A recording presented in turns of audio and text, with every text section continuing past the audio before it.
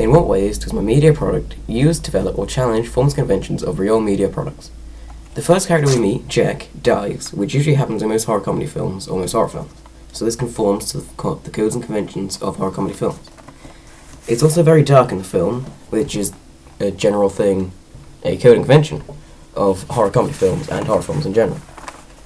The vampire isn't a very good villain, which is a challenging thing for the codes and conventions, because usually the villain in these films is quite adept at killing everyone, but the vampire in my film is not.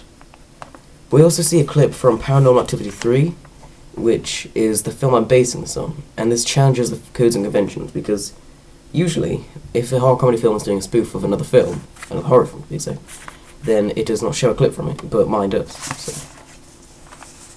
Also, strange things happen in the house, which is what happens in Paranormal Activity 3, as in the punch bag moves on its own in my room, and the TV turns itself back on. And these happen in Paranormal Activity 3 and several other horror comedy films, so this conforms to the codes and conventions. There's also creepy music, which builds up the tension, and this conforms to the codes and conventions of almost every horror comedy film and horror film in general. Also, the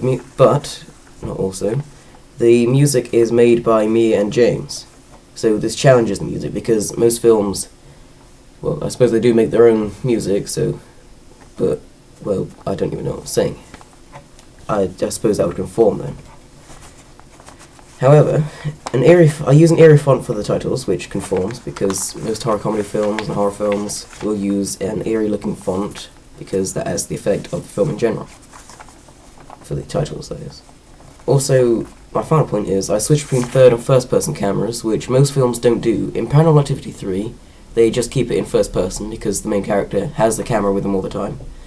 But in horror comedy films, like Scary Movie, they keep it in third person rather than in first person, but mine uses both, so that only highlights the fact that it's a spoof of Paranormal Activity 3, but it also challenges the codes and conventions of horror comedy films.